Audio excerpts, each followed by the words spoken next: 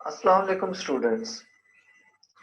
आज हम स्टार्ट करने जा रहे हैं ह्यूमन कंप्यूटर इंटरेक्शन का दूसरा लेक्चर। सेकंड लेक्चर स्टार्ट करने से पहले हम प्रीवियस लेक्चर को ओवरव्यू कर लेते हैं कि हमने लास्ट लेक्चर में क्या कुछ पढ़ा था, क्या कुछ सीखा था। तो लास्ट लेक्चर में हमने एचसीआई की डेफिनेशन देखी थी।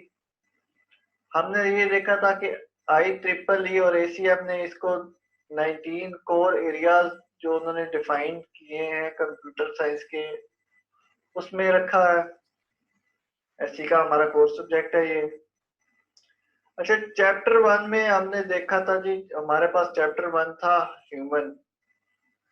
ह्यूमन में हमने देखा था इसकी इंफॉर्मेशन आईओस, इनपुट आउटपुट, यानी हम इनपुट कैसे ले रहे हैं, आउटपुट कैसे ले रहे हैं। इसमें हमने देखा था विजन। विजन की हमने दो स्टेजेस पढ़ी थी, physical reception of stimulus process, और दूसरी थी प्रोसेसिंग एंड इंटरप्रेटिंग स्टिमुलस। उसके बाद हमने देखा था कि हमारा ऑपरेटर कौन सा है विजन के लिए। उसमें हमने आई को देखा था, आई का मैकेनिज्म हमने पढ़ा था, ऑब्जेक्ट्स कैसे आई पर बनते हैं, उनका इमेज कैसे बनता है, हमारा रेटिना फोकस करता है इमेजेस को, रेटिना पर हमारे इमेजेस बन रहे होते हैं। उसके अलावा हमने देखा था जी कि रेटिना में दो चीजें होती हैं, रोड्स और कोन्स। रोड्स क्या करते हैं, लाइट को विजन करते हैं, और कोन्स क्या करते हैं, कलर्स को। गैंग्लियन सेल हमने देखा था जी। इसमें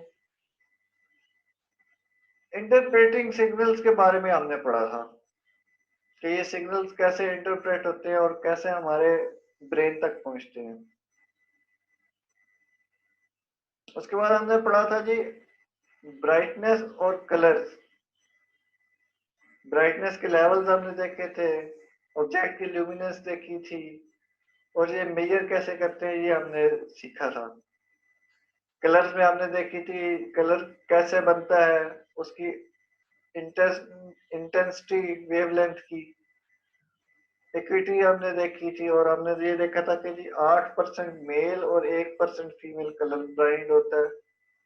उसके बाद हम आगे थे रीडिंग की तरफ। रीडिंग की हमने सेवरल स्टेजेस देखी थी। पैटर्न परसीव हो रहा है जी, फिर उसकी डिकोडिंग हो रही थी, फिर उससे हम नॉलेज इंटरप्रेट कर रहे थे। ये चीजें हमने कहाँ देखी थी, ये चीजें हमने रीडिंग्स में पढ़ी थी। और एट द एंड हमारा आउटकम क्या आया था कि हमने जो कलर्स यूज करने हैं वो नेगेटिव कंट्रास्ट में यूज करने हैं। फॉर एग्जांपल हमने देखा था जी, अगर हमारा बैकग्राउंड ब्लैक है तो उस पर हमने व्हाइट कलर यूज करना है, और अगर व्हाइट बैकग्राउंड है तो ब्लैक कलर के साथ हम जाएंगे, ताकि कंप्यूटर स्क्रीन से हमारी रीडिंग की जो एबिलिटी है वो इनहेंस हो सके। उसके बाद हम आगे थे जी हेयरिंग की तरफ। हेयरिंग के बारे में हमने पढ़ा जी। उसमें हमने देखा जी इसका ऑपरेटर्स क्या होता है। ऑपरेटर्स हमारे पास था इसका ईयर, जो कान हमारा होता है। कान की जो हमने साख्त पढ़ी, ईयर का स्ट्रक्चर पढ़ा, उसमें हमने तीन चीजें देखी, outer ear, middle ear, inner ear.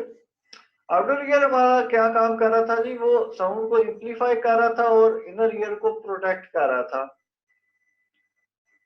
Middle ear में हमारा क्या हो रहा था जी, मिडल ईयर में वो जो साउंड वेव्स थी वो ट्रांसमिट हो रही थी, किस फॉर्म में, वाइब्रेशन की फॉर्म में इनर ईयर को। यानी हमारा मिडल ईयर जो था वो साउंड वेव्स को ट्रांसमिट कर रहा था as a vibration inner ear को। और इनर ईयर हमारा क्या काम कर रहा था, वो केमिकल ट्रांसमिशन परफॉर्म कर रहा था, और वो जो सिग्नल आ रहे थे वाइब्रेशन की फॉर्म में उनको इंपल्सिस में कन्वर्ट करके ऑडिटरी नर्व्स को सेंड कर रहा था।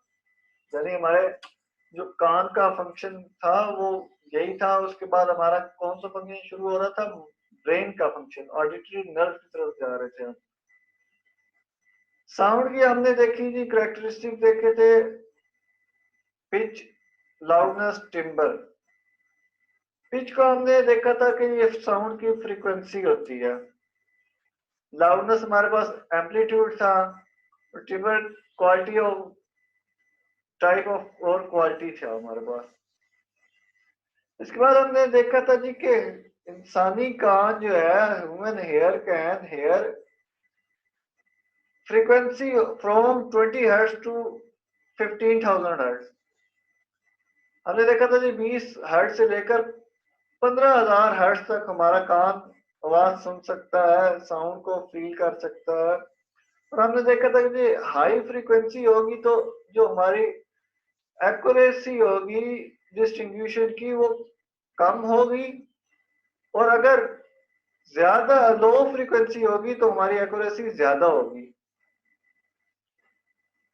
ऑडिटरी सिस्टम, फिल्टर साउंड, इसके बारे में हमने पढ़ा था। ये वो चीजें थी जो हमने लास्ट लेक्चर में कवर की थी। अब हम चलते हैं हमारे आज के लेक्चर की तरफ।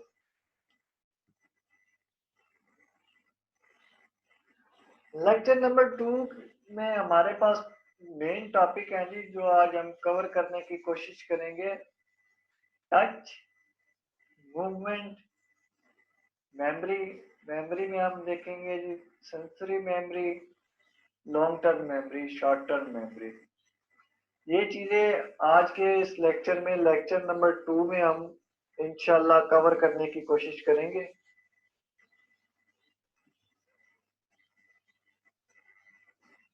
हेयरिंग के बाद आ जाता है हमारे पास touch. Touch provides important feedback about environment, may be key sense for someone who is visually impaired। यानी हमारा जो टच है, जो हमारी ये सेंस है, वो हमें फीडबैक दे रही है हमारी एनवायरनमेंट से रिलेटेड। फॉर एग्जांपल, हमने किसी चीज को छुआ है, तो छूने के बाद हमें पता चला है यार ये चीज जो है ये बहुत हॉट थी। इसी तरह हमने किसी ठंडी चीज को छू लिया, तो ये क्या है, ये हमें फीडबैक प्रोवाइड कर रहा है एनवायरनमेंट से रिलेटेड। हम चीजों को छू रहे हैं और हमें पता चल रहा है कि इनका जो स्टेट है वो क्या है। और ये किसी ऐसे शख्स के लिए जो बेचारा आंखों से महरूम है, जो हमारी दुनिया को देख नहीं सकता, उसके लिए ये पावर अल्लाह ताला की तरफ से बहुत बड़ा इनाम है। स्टिमुलस रिसीव विया रिसेप्टर्स इन द स्किन। यानी ये स्टिमुलस हमें रिसीव हो रहा है, वो स्किन के थ्रू रिसीव हो रहा है। स्किन में क्या है जी, हमारी स्किन में थर्मल रिसेप्टर्स हैं, नोसिसेप्टर्स हैं, मैकेनो रिसेप्टर्स हैं। थर्मल रिसेप्टर क्या काम कर रहे हैं जी, हीट और कोल्ड को मेजर कर रहे हैं। यानी जो हम चीजों को छू रहे हैं, हमें पता चल रहा है कि ये चीज गर्म है, ये चीज ठंडी है, तो वो हमें कौन इंफॉर्मेशन दे रहा है, वो हमें थर्मोसेप्टर्स बता रहे हैं। नोसिसेप्टर्स क्या है, ये हमें पेन के बारे में बता रहे हैं। यानी हमने किसी गर्म चीज को हाथ लगाया, हमें जलने का एहसास हमारे जेल पर महसूस होने लगता है। तो ये कौन इन्फॉर्म कर रहा है जी, नोसिसेप्टर इन्फॉर्म कर रहे हैं। प्रेशर के बारे में हमें कौन बता रहा है, प्रेशर के बारे में हमें मैकेनो रिसेप्टर हमारी स्किन में अल्लाह ताला ने फिट कर रखे हैं, वो हमें प्रेशर के बारे में बता रहे हैं। Some areas more sensitive than others. यानी कुछ हिस्से जो हैं दूसरे हिस्सों से ज्यादा सेंसिटिव है, वो हमें ज्यादा बेहतर अंदाज में इंफॉर्मेशन मुहैया कर रहे हैं। फॉर एग्जांपल, इन्होंने फिंगर की एग्जांपल दी है। काइनेटिक्स, ये क्या चीज है जी, ये अवेयरनेस है किस चीज की, हमारी बॉडी की पोजीशन की। और हमारी बॉडी की पोजीशन से क्या चीज अफेक्ट हो रही है, हमारा कंफर्ट और परफॉर्मेंस अफेक्ट हो रहा है।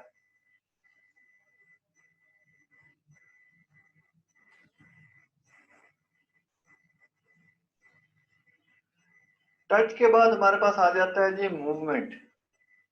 मूवमेंट क्या होती है जी? ये जो हम हरकत कर रहे होते हैं, एक जगह से दूसरी जगह हम जा रहे होते हैं, इधर उधर घूम रहे होते हैं, चीजों की तरफ जाते हैं, वापस आते हैं, यानी हम एक्स डायरेक्शन से वाई डायरेक्शन की तरफ जा रहे हैं, वाई डायरेक्शन से जी डायरेक्शन की तरफ जा रहे हैं, एक पॉइंट से दूसरे पॉइंट की तरफ ये जो हम जा रहे हैं, ये हमारी क्या है? ये मूवमेंट है। ये होल बॉडी की भी हो सकती है, यानी हम अ, अगर एक जगह पर हम बैठे हैं तो उठकर दूसरी जगह पर चले जाएं, इसमें क्या हो रहा है कि हमारी पूरी बॉडी मूव कर रही है। इसके अलावा हमारे हाथ की मूवमेंट हो सकती है, यानी अगर हमने हाथ नीचे रखा हुआ था, हाथ ऊपर उठा लिया, यानी point A to point B तक हमारे हैंड ने मूव किया है। ये क्या चीजें हैं? ये सारी चीजें आ रही है मूवमेंट में। Time taken to respond to stimulus, ये जो हम टाइम ले रहे हैं किसी चीज पर जो हमें मुतहरिक कर रही है, जो हमारा रिस्पॉन्स टाइम है, वो कैसे हमें पता चलेगा? क्या होगा हमारा response time? Reaction time plus movement time, यानी जो टाइम हमने रिएक्ट करने में लिया और जितना टाइम हमारी फिर आगे एज अ रिजल्ट हमने जो मूव किया है, ये जो टाइम आएगा ये हमारा क्या है? ये हमारा रिस्पॉन्स टाइम है। कोई भी जो हमें मुतहरिक किया गया था, हमें कोई रीजन दी गई थी मूवमेंट के लिए, तो उस आने के बाद हमारे रिएक्शन टाइम और मूवमेंट टाइम, इसको मिलाकर हम क्या कहेंगे कि ये हमारा रिस्पॉन्स टाइम है। Movement time depend on age, fitness ETC, यानी ये जो हमारा मूवमेंट टाइम है, ये किस चीज पर डिपेंड कर रहा होता है? ये हमारी एज पर और फिटनेस पर डिपेंड कर रहा है। फॉर एग्जाम्पल, अगर हम 20 साल के किसी नौजवान को देखें तो वो ज्यादा परफेक्टली मूव कर रहा है बनिस्बत किसके? एक 100 साल बुजुर्ग के। यानी जो मूवमेंट टाइम है वो एक नौजवान शख्स में, यंग इंसान में बेहतर है बनिस्बतन किसके? एक ज़ईफ इंसान से या एक कम उम्र बच्चे से। दूसरी तरफ फिटनेस भी इसके लिए इम्पोर्टेंट है। अगर एक हेल्थी बंदा है, फिट बंदा है, तो उसका रिस्पॉन्स टाइम जो होगा, मूवमेंट टाइम जो होगा, वो बेहतर होगा एक बीमार आदमी से, जो बेचारा हिल जुल नहीं सकता, जिसको हिलने में मुश्किल आती है। Reaction time, reaction depend time depend on stimulus type, यानी स्टिमुलस टाइप के ऊपर ही डिपेंड कर रहा है। अगर हम आंख से कोई चीज देख रहे हैं तो उस पर हमारा रिएक्शन टाइम क्या होगा जी? 200 मीटर पर सेकेंड। अगर हम सुन रहे हैं, सुनने पर हमारा क्या होगा जी? 150 मीटर पर सेकेंड। और अगर हमें पेन हो रहा है तो उस पर हमने कैसे रिएक्ट करना है? वो रिएक्शन टाइम हमारा सबसे ज्यादा होगा, यानी हम सबसे फास्ट रिएक्ट करेंगे किस सूरत में? पेन की सूरत में। और इधर हमारा रिएक्शन होगा जी 700 मीटर पर सेकेंड, यानी सबसे ज्यादा क्विकली हमने किस चीज को रिस्पॉन्स देना है? पेन को। फॉर एग्जाम्पल, अगर हमें कोई चीज आकर हिट कर रही है, हमें कोई मार रहा है, हिट कर रहा है कॉन्स्टेंटली, तो उसमें हमने क्या होगा जी? हमारे रिएक्शन टाइम बहुत क्विक होगा, हम फौरन से उसको देखेंगे भाई कौन है। उसके अलावा हम आंख से देखकर जो रिएक्ट कर रहे हैं, और उसके बाद हमारे पास आ जाता है जी जो हम आवाज को सुनकर रिएक्ट कर रहे हैं।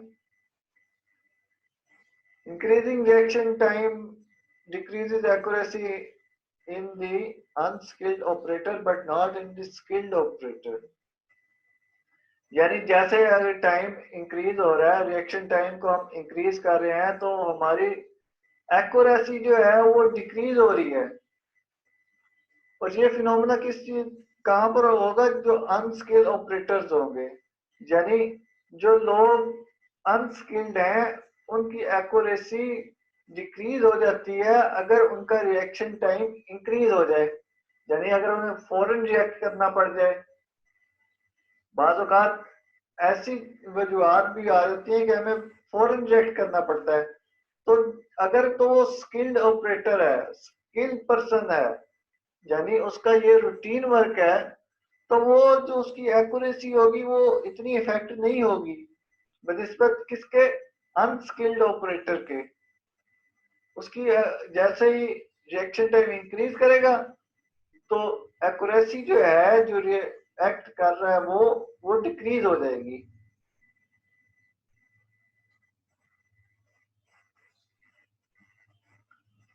अच्छा, मूवमेंट टाइम को हम कैसे मेजर कर सकते हैं?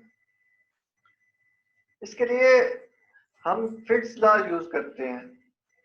फिट्स लॉ क्या है जी, वो देख लेते हैं। फिट्स लॉ क्या करता है? Fitts law describe the time taken to hit a screen target, यानी अगर हम किसी स्क्रीन पर कोई हमें चीज नजर आ रही है, उस पर हम रिएक्ट करना चाह रहे हैं, तो हमारी मूवमेंट टाइम क्या होगा जी, वो हम देख लेते हैं। उसके लिए उसने ना फार्मूला दिया है, mt is equal to a plus b log of 2 into d over s plus 1। ये क्या है कि ये फिट्स लॉ है, उसका उसने एक फार्मूला हमें दिया है किस चीज का, मूवमेंट को, टाइम को नोट करने का, कैलकुलेट करने का। इसमें ए क्या है जी, ए और बी जो है एम्पेरिकली डिटरमाइंड कांस्टेंट्स हैं। एमटी क्या है जी, एमटी है हमारे पास movement time, D is distance, while S is size of target, यानी डी जो है हमारा जो फासला है स्क्रीन से और हमारे दरमियान और स्क्रीन के दरमियान फासला जो है उसको डी से डिनोट किया गया है। और जो टारगेट है, जिस चीज को हमने देख कर मूव करना है, उसका साइज को एस से डिनोट किया गया है। इसमें उसने लॉजिक क्या दिया है जी कि कैसे आपकी मूवमेंट टाइम इंक्रीज हो सकता है। Target as large as possible, distance as small as possible, यानी अगर आपका टारगेट का जितना साइज ज्यादा होगा, आपका मूवमेंट टाइम भी उतना ज्यादा होगा। दूसरी सूरत क्या उसने बताई है जी, अगर आपका डिस्टेंस जितना कम होगा, यानी स्क्रीन का और आपका डिस्टेंस, आपके दरमियान जो डिस्टेंस है वो जितना कम होगा, उतना ही मूवमेंट टाइम आपका ज्यादा होगा। ये हमारे पास था फिट्स लॉ, जिसके थ्रू हम मूवमेंट टाइम को डिटरमाइन करते हैं, फाइंड करते हैं भाई मूवमेंट टाइम क्या था हमारा।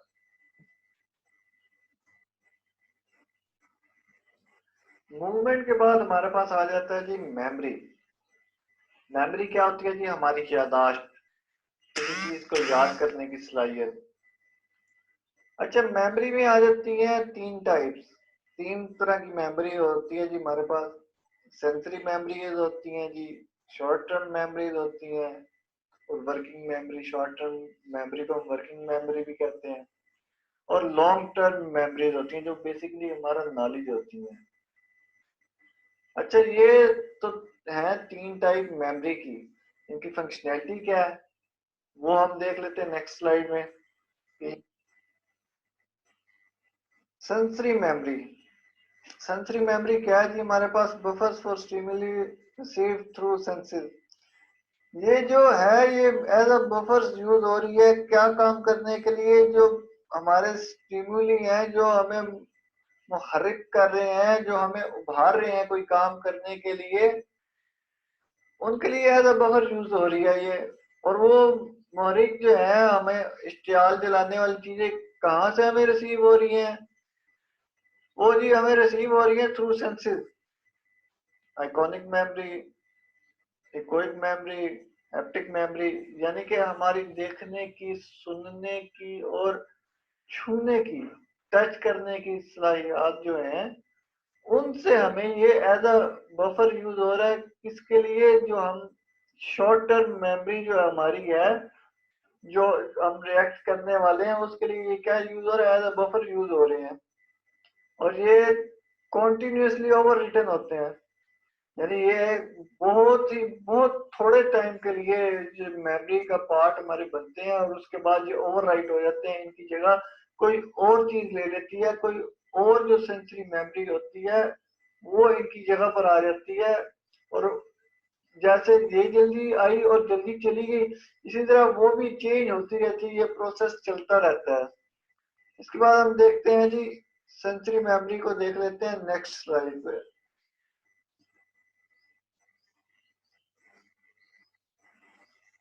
STM शॉर्ट टर्म मेमोरी, ये क्या है जी हमारे पास? Short term memory is scratch pad for temporary recall. ये हमारी मेमोरी है जो हमारे पास थोड़े टाइम के लिए होती है, यानी हमने कहीं देख लिया, किसी चीज को देखा, वो हमारे सेव होगी मेमोरी में, थोड़ी देर बाद वो हमारी मेमोरी से डिलीट हो गई हमेशा के लिए। यानी ये मेमोरी जो होती है हमारे माइंड में थोड़े टाइम के लिए रहती है, जैसे इसका नाम से भी पता चल रहा है ये शॉर्ट टर्म मेमोरी है। कोई चीज को देखा, इमेज बना हमारे माइंड पे, पैटर्न सेव हुआ और वो थोड़े ही टाइम के बाद डिलीट हो गया। रैपिड एक्सेस है जी 70 मीटर पर सेकंड के रफ्तार से, और रैपिड ही डिके है, यानी चीज आ रही है, जितनी जल्दी आ रही है उससे डबल ट्रिपल टाइम डिके हो रही है, जाया हो रही है, डिलीट हो रही है। एक्सेस टाइम है जी इसका 70 मीटर पर सेकंड, जबकि डिके टाइम है इसका 200 मीटर पर सेकंड। लिमिटेड कैपेसिटी होती है जी, ये चंक्स की फॉर्म में सेव होती है हमारे माइंड में, 7 ± 2 चंक्स में ये सेव होती है। यानी जो हमारे 7 खुलिए हो गए, या 7 से 5 हो सकते हैं, 5 या 9 हो सकते हैं, यानी ±2 का उन्होंने डिफरेंस दिया। इधर हमारी शॉर्ट टर्म मेमोरी सेव होती है और फौरन ही डिके हो जाती है, यानी जिस स्पीड से वो मेमोरी आई थी उससे ट्रिपल स्पीड से वो मेमोरी डिलीट हो गई। हमारी जो ब्रेन था, जो हमारी लॉन्ग टर्म मेमोरी थी, उससे ये रिमूव होगी। होती कैसी है ये, इसकी एग्जांपल हम देखते हैं नेक्स्ट स्लाइड में।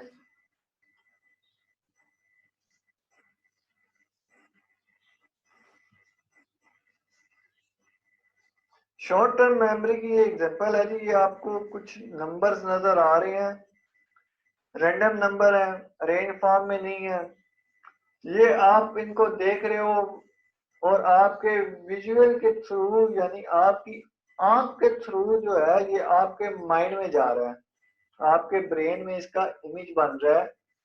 और जैसे ही आप नजर हटाते हो तो देखते हो कि यार ये जो मेरे माइंड में ये जो मैं चीजें देख रहा था, इसका इमेज बन रहा था, ये मेरे ब्रेन में सेव हो रहा था, और जितनी स्पीड से ये सेव हो रहा था उससे डबल ट्रिपल स्पीड से ये चला गया। जैसे ही आप इससे नजर उठाओगे, अब आप रिमेम्बर करने की कोशिश करो कि वो कौन कौन से वर्ड्स थे, कौन कौन से नंबर्स लिखे हुए थे, तो आपको वो नंबर याद नहीं आएंगे। क्यों? क्योंकि वो आपकी शॉर्ट टर्म मेमोरी थे, वो नंबर अरेंज फॉर्म में नहीं थे, आप उनको याद नहीं कर पाए। और वो फौरन ही जैसे ही वो प्रोसेस खत्म हुआ एक्सेस का, आपने नजर साइड पर की और वो साथ ही जो था, जो शॉर्ट टर्म मेमोरी सेव हो रही थी आपकी, वो भी रिमूव होगी, डिके होगी, डिलीट होगी। ये एग्जांपल थी जी हमारे पास शॉर्ट टर्म मेमोरी की। शॉर्ट टर्म मेमोरी के बाद हमारे पास आ जाती है जी लॉन्ग टर्म मेमोरी, जिसे हम LTM भी बोलते हैं। ये क्या चीज है जी, इसको देख लेते हैं। ये है जी repository for all our knowledge, यानी हमारे पास जितना भी नॉलेज है वो कहाँ पर सेव हो रहा है, वो लॉन्ग टर्म मेमोरी में जाकर सेव हो रहा है। स्लो एक्सेस है जी 1/10 सेकेंड, यानी सेकंड के 10वें हिस्से में ये आकर हमारा जो चीज हम देख रहे हैं विजुअली, या हम महसूस कर रहे हैं, या हम टच करने के बाद हमें पता चल रहा है, साउंड हम सुन रहे हैं, वो जी स्लो एक्सेस हमारी है। और उसका जो ड्यूरेशन है वो 1/10 है, यानी 1 सेकंड का 10वां हिस्सा है। यानी कि हमारे माइंड में आहिस्ता आहिस्ता मेमोरी आ रही है। जैसे हम वो देख रहे थे, क्या नाम है, शॉर्ट टर्म मेमोरी में, तो वो बहुत तेजी से मेमोरी आ रही थी और बहुत ही तेजी से उससे ट्रिपल स्पीड से वापस जा रही थी, डिके हो रही थी। तो इसमें जो है ना, मेमोरी आहिस्ता से आ रही है और डिके बहुत आहिस्ता से हो रही है, या ना होने के बराबर। अगर आपका मेंटल लेवल अच्छा है, आपकी मेमोरी शार्प है, तो वो बहुत ज्यादा अरसे तक आपके माइंड में रहती है। ह्यूज और अनलिमिटेड कैपेसिटी, जाहिर बात है बहुत बड़ी इसकी रेंज हो सकती है, अनलिमिटेड कैपेसिटी है, ना खत्म होने वाली चीज है। आप देखते हो यार कि कुछ लोग होते हैं, उनको बहुत पुरानी पुरानी चीजें याद होती हैं, पुराने वाकयात याद होते हैं, या जैसे एजुकेटेड लोग होते हैं, तालीम याफ्ता लोग होते हैं, तो उनके जो कॉन्सेप्ट्स होते हैं वो बहुत शार्प होते हैं, बहुत सॉलिड कॉन्सेप्ट्स होते हैं उनके। वो किस बेस पर होते हैं? उनकी लॉन्ग टर्म मेमोरी की बेस पर, क्योंकि उनकी मेमोरी शार्प होती है। वो जो एक बार चीज पढ़ लेते हैं वो उन्हें नहीं भूलती है, यानी मुद्दतों वो उस चीज को याद रखते हैं। लिमिट इसकी कोई नहीं है कैपेसिटी की, अल्लाह ताला की देन है। किसी को अल्लाह ताला ने ज्यादा दे दी है, किसी को कम दे दी है। टाइप्स इसके देख लेते हैं जी। लॉन्ग टर्म मेमोरी के टाइप्स कितने हैं? 2 टाइप्स हैं जी लॉन्ग टर्म मेमोरी के। एक को हम एपिसोडिक कहते हैं, एक को सिमेंटिक कहते हैं। एपिसोडिक हमारे पास होती है जी सीरियल मेमोरी ऑफ इवेंट्स, यानी एक इवेंट परफॉर्म हुआ है, उसके बाद दूसरा इवेंट परफॉर्म हुआ है, तीसरा इवेंट परफॉर्म हुआ है, यानी कि वो सीरियल वाइज चल रही है इवेंट्स की फॉर्म में। उधर से वो हमारे माइंड में सेव हो रही है। फॉर एग्जांपल, कोई एक इवेंट हुआ, मतलब आपको कोई आवाज सुनाई दी, आपने उस पर रिएक्ट किया, आपने वो आवाज थी वो सेव कर दी।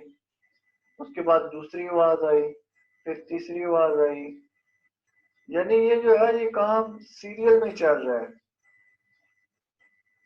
सिमेंटिक में क्या था जी? सिमेंटिक हमारी स्ट्रक्चरल मेमोरी है, structural memory of facts, concepts, skills. For example, जैसे हम ये एजुकेशन गेट कर रहे हैं, एजुकेशन गेन हो रही है हमारी, ये क्या है? ये स्ट्रक्चर्ड फॉर्म में है। सबसे पहले हमने क्या किया जी, हम प्ले ग्रुप में गए। प्ले ग्रुप में हमें कॉन्सेप्ट्स बताए गए जी कि हमने कैसे स्कूल जाना है। उसके बाद जी हम आ गए नर्सरी में, उधर हमें एबीसी सिखाई गई, यानी कि हमारे थोड़े थोड़े कॉन्सेप्ट बिल्ड होना स्टार्ट हो गए। अब हम माशाल्लाह बीएस लेवल पर पहुंच गए हैं और आज हम एचटीआई पढ़ रहे हैं।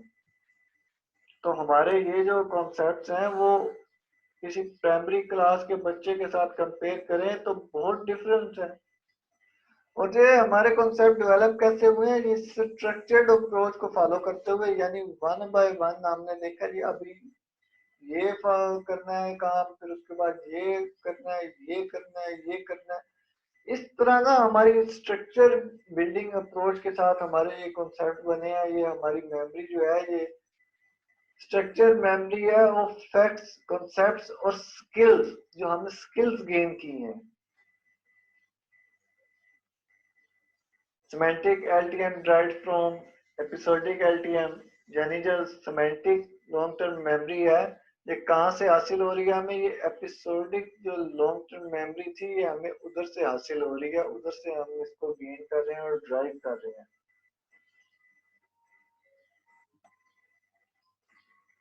लॉन्ग टर्म मेमोरी में हम देख लेते हैं जी सिमेंटिक मेमोरी स्ट्रक्चर को। सिमेंटिक मेमोरी स्ट्रक्चर हमें क्या चीज प्रोवाइड करता है जी, वो हम देख लेते हैं इसमें। Semantic memory structure provides access to information, represent relationship between bits of information, supports inference। यानी जी बात हो रही है कि जी जो सिमेंटिक मेमोरी स्ट्रक्चर है वो हमें प्रोवाइड करता है, इंफॉर्मेशन तक एक्सेस हमें देता है। यानी जो हमने नॉलेज गेन कर रखा है, जो मेमोरी को हमने सेव कर रखा है अपने ब्रेन में, उधर तक हमें एक्सेस देता है जी, जो हमने इंफॉर्मेशन स्टोर की हुई है उस तक। यानी हम उस इंफॉर्मेशन को रिट्रीव कर सकते हैं, एक्सट्रैक्ट कर सकते हैं अपनी इंफॉर्मेशन को। कहाँ से जी? ब्रेन से। क्या यूज करते हुए? सिमेंटिक मेमोरी स्ट्रक्चर को यूज करते हुए, जो कि टाइप है हमारी लॉन्ग टर्म मेमोरी की। अच्छा जी, ये रिप्रेजेंट करता है जी relationship between bits of information. यानी वो हमें बताता है जी कौन सी इंफॉर्मेशन जो है किस इंफॉर्मेशन से रिलेटिव है, यानी उनमें रिलेशनशिप क्या है।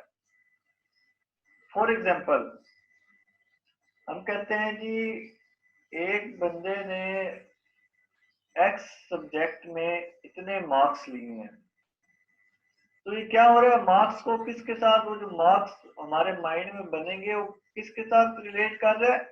वो जो एक्स सब्जेक्ट था उसके साथ उसके रिलेशन को जाहिर कर रहा है, रिप्रेजेंट कर रहा है। और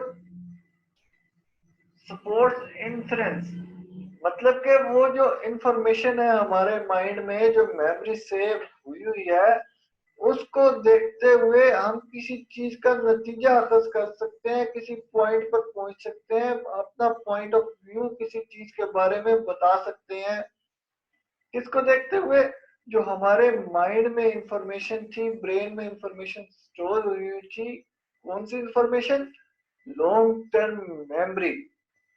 ये जो हमारे माइंड में थी, ब्रेन में थी, इससे हम नतीजा अखज कर सकते हैं, किसी का को पॉइंट ऑफ व्यू दे सकते हैं। मॉडल देते हैं जी, इसमें सिमेंटिक नेटवर्क आ जाता है।